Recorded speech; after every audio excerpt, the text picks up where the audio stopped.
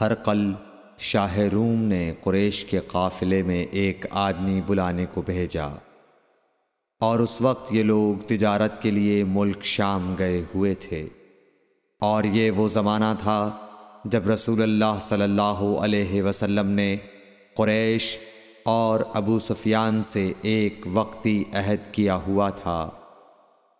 جب ابو سفیان اور دوسرے لوگ ہرقل کے پاس ایلیا پہنچے جہاں ہرقل نے دربار طلب کیا تھا، اس کے گرد روم کے بڑے بڑے لوگ، علماء، وزراء و امراء بیٹھے ہوئے تھے۔ ہرقل نے ان کو اور اپنے ترجمان کو بلوایا، پھر ان سے پوچھا کہ تم میں سے کون شخص مدعی رسالت کا زیادہ قریبی عزیز ہے؟ ابو سفیان کہتے ہیں کہ میں بول اٹھا کہ میں اس کا سب سے زیادہ قریبی رشتہ دار ہوں۔ یہ سن کر ہرقل نے حکم دیا کہ اس ابو سفیان کو میرے قریب لا کر بٹھاؤ اور اس کے ساتھیوں کو اس کی پیٹھ کے پیچھے بٹھا دو۔ پھر اپنے ترجمان سے کہا کہ ان لوگوں سے کہہ دو کہ میں ابو سفیان سے اس شخص یعنی محمد صلی اللہ علیہ وسلم کے حالات پوچھتا ہوں، اگر یہ مجھ سے کسی بات میں جھوٹ بول دے تو تم اس کا جھوٹ ظاہر کر دینا۔ ابو سفیان کا قول ہے کہ خدا کی قسم اگر مجھے یہ غیرت نہ آتی کہ یہ لوگ مجھ کو جھٹلائیں گے تو میں آپ صلی اللہ علیہ وسلم کی نسبت ضرور غلط گوئی سے کام لیتا۔ خیر، پہلی بات جو ہرقل نے مجھ سے پوچھی وہ یہ کہ اس شخص کا خاندان تم لوگوں میں کیسا ہے؟ میں نے کہا وہ تو بڑے اونچے عالی نسب والے ہیں۔ کہنے لگا اس سے پہلے بھی کسی نے تم لوگوں میں ایسی بات کہی تھی؟ میں نے کہا نہیں۔ کہنے لگا اچھا اس کے بڑوں میں کوئی بادشاہ ہوا ہے؟ میں نے کہا نہیں۔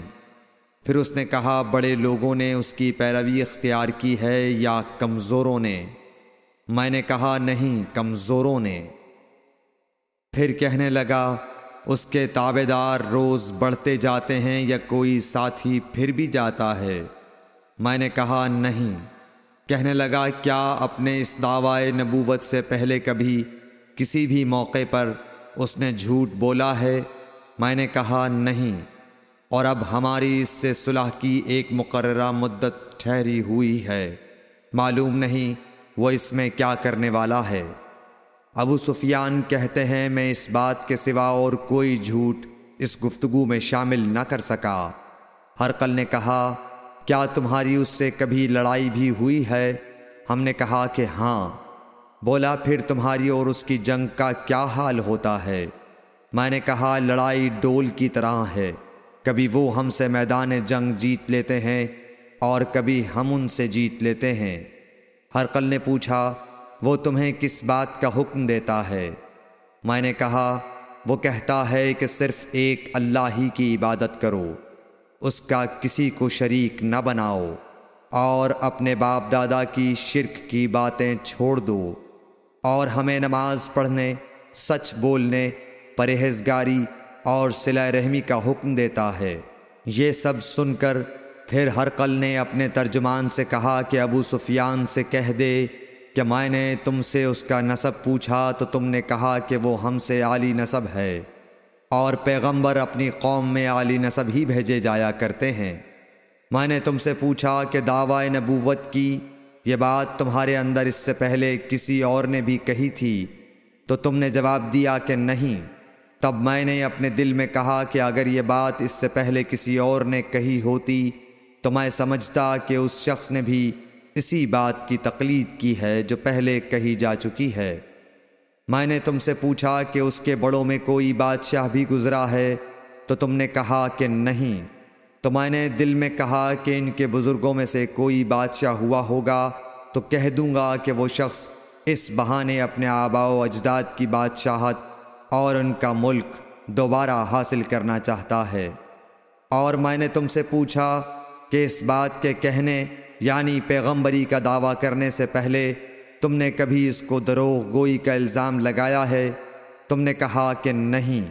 تو میں نے سمجھ لیا کہ جو شخص آدمیوں کے ساتھ دروغ گوئی سے بچے وہ اللہ کے بارے میں کیسے جھوٹی بات کہہ سکتا ہے۔ اور میں نے تم سے پوچھا کہ بڑے لوگ اس کے پیرو ہوتے ہیں یا کمزور آدمی؟ تم نے کہا کمزوروں نے اس کی اتباع کی ہے۔ تو دراصل یہی لوگ پیغمبروں کے متبعین ہوتے ہیں۔ اور میں نے تم سے پوچھا کہ اس کے ساتھی بڑھ رہے ہیں یا کم ہو رہے ہیں؟ تم نے کہا کہ وہ بڑھ رہے ہیں، اور ایمان کی کیفیت یہی ہوتی ہے حتیٰ کہ وہ کامل ہو جاتا ہے۔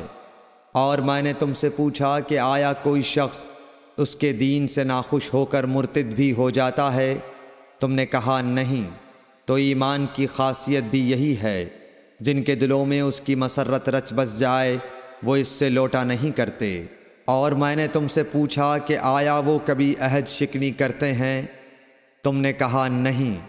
پیغمبروں کا یہی حال ہوتا ہے، وہ عہد کی خلاف ورزی نہیں کرتے۔ اور میں نے تم سے کہا کہ وہ تم سے کس چیز کے لیے کہتے ہیں؟ تم نے کہا کہ وہ ہمیں حکم دیتے ہیں کہ اللہ کی عبادت کرو، اس کے ساتھ کسی کو شریک نہ ٹھہراؤ، اور تمہیں بتوں کی پرستش سے روکتے ہیں، سچ بولنے اور پرہیزگاری کا حکم دیتے ہیں۔ لہٰذا اگر یہ باتیں جو تم کہہ رہے ہو سچ ہیں تو ان قریب وہ اس جگہ کا مالک ہو جائے گا کہ جہاں میرے یہ دونوں پاؤں ہیں۔ مجھے معلوم تھا کہ وہ پیغمبر آنے والا ہے، مگر مجھے یہ معلوم نہیں تھا کہ وہ تمہارے اندر ہوگا۔ اگر میں جانتا کہ اس تک پہنچ سکوں گا تو اس سے ملنے کے لیے ہر تکلیف گوارا کرتا۔ اگر میں اس کے پاس ہوتا تو اس کے پاؤں دھوتا۔ ہرقل نے رسول اللہ صلی اللہ علیہ وسلم کا وہ خط منگایا جو آپ نے وحیہ کلبی رضی اللہ تعالیٰ عنہ کے ذریعے حاکم بصرہ کے پاس بھیجا تھا، اور اس نے وہ ہرقل کے پاس بھیج دیا تھا۔ پھر اس کو پڑھا تو اس میں لکھا تھا، اللہ کے نام کے ساتھ جو نہایت مہربان اور رحم والا ہے۔ اللہ کے بندے اور اس کے پیغمبر محمد صلی اللہ علیہ وسلم کی طرف سے یہ خط ہے شاہ روم کے لیے۔ اس شخص پر سلام ہو جو ہدایت کی پیروی کرے۔ اس کے بعد میں آپ کے سامنے دعوت اسلام پیش کرتا ہوں۔ اگر آپ اسلام لے آئیں گے تو دین و دنیا میں سلامتی نصیب ہوگی، اللہ آپ کو دوہرا ثواب دے گا۔ اور اگر آپ میری دعوت سے روگردانی کریں گے تو آپ کی رعایا کا گناہ بھی آپ ہی پر ہوگا۔ اور اے اہل کتاب، ایک ایسی بات پر آ جاؤ جو ہمارے اور تمہارے درمیان یکساں ہے، وہ یہ کہ ہم اللہ کے سوا کسی کی عبادت نہ کریں اور کسی کو اس کا شریک نہ ٹھہرائیں، اور نہ ہم میں سے کوئی کسی کو خدا کے سوا اپنا رب بنائے۔ پھر اگر وہ اہل کتاب اس کتاب سے منہ پھیر لیں تو مسلمانوں، تم ان سے کہہ دو کہ تم مانو یا نہ مانو، ہم ایک خدا کے اطاعت گزار ہیں۔ ابو سفیان کہتے ہیں، جب ہرقل نے جو کچھ کہنا تھا کہہ دیا اور خط پڑھ کر فارغ ہوا تو اس کے ارد گرد بہت شور و غوغا ہوا، بہت سی آوازیں اٹھیں اور ہمیں باہر نکال دیا گیا۔ تب میں نے اپنے ساتھیوں سے کہا کہ ابو کبشہ کے بیٹے حضرت صلی اللہ علیہ وسلم کا معاملہ تو بہت بڑھ گیا۔ دیکھو تو اس سے بنی اصفر روم کا بادشاہ بھی ڈرتا ہے۔ مجھے اس وقت سے اس بات کا یقین ہو گیا کہ حضور صلی اللہ علیہ وسلم ان قریب غالب ہو کر رہیں گے، حتیٰ کہ اللہ نے مجھے مسلمان کر دیا۔ راوی کا بیان ہے کہ ابن ناطور ایلیا کا حاکم ہرقل کا مصاحب اور شام کے نصارہ کا لاٹ پادری بیان کرتا تھا کہ ہرقل جب ایلیا آیا ایک دن صبح کو پریشان اٹھا تو اس کے درباریوں نے دریافت کیا کہ آج ہم آپ کی حالت بدلی ہوئی پاتے ہیں، کیا وجہ ہے؟ ابن ناطور کا بیان ہے کہ ہرقل نجومی تھا، علم نجوم میں وہ پوری مہارت رکھتا تھا۔ اس نے اپنے ہمنشینوں کو بتایا کہ میں نے آج رات ستاروں پر نظر ڈالی تو دیکھا کہ ختنہ کرنے والوں کا بادشاہ ہمارے ملک پر غالب آ گیا ہے۔ بھلا اس زمانے میں کون لوگ ختنہ کرتے ہیں؟ انہوں نے کہا کہ یہود کے سوا کوئی ختنہ نہیں کرتا، سو ان کی وجہ سے پریشان نہ ہوں۔ سلطنت کے تمام شہروں میں یہ حکم لکھ بھیجیے کہ وہاں جتنے یہودی ہوں سب قتل کر دیے جائیں۔ وہ لوگ انہی باتوں میں مشغول تھے کہ ہرقل کے پاس ایک آدمی لایا گیا جسے شاہ غسان نے بھیجا تھا۔ اس نے رسول اللہ صلی اللہ علیہ وسلم کے حالات بیان کیے۔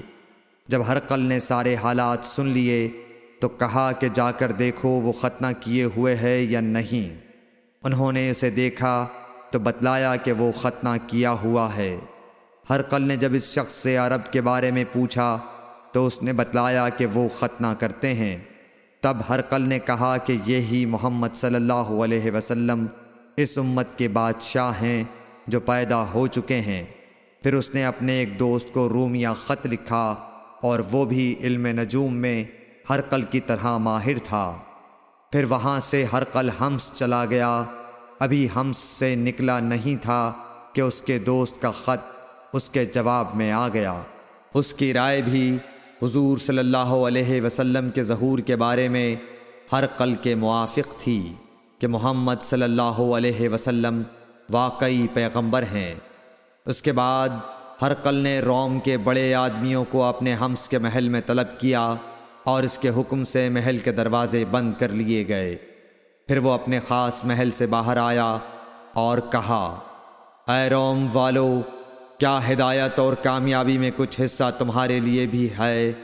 اگر تم اپنی سلطنت کی بقا چاہتے ہو تو پھر اس نبی صلی اللہ علیہ وسلم کی بیعت کر لو اور مسلمان ہو جاؤ۔ یہ سننا تھا کہ پھر لوگ وحشی گدھوں کی طرح دروازوں کی طرف دوڑے مگر انہیں بند پایا۔ آخر جب ہرقل نے اس بات سے ان کی یہ نفرت دیکھی اور ان کے ایمان لانے سے مایوس ہو گیا تو کہنے لگا کہ ان لوگوں کو میرے پاس لاؤ۔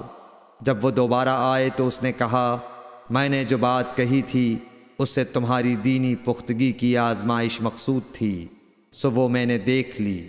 تب یہ بات سن کر وہ سب کے سب اس کے سامنے سجدے میں گر پڑے اور اس سے خوش ہو گئے۔ بالآخر ہرقل کی آخری حالت یہی رہی۔ صحیح بخاری حدیث نمبر 7۔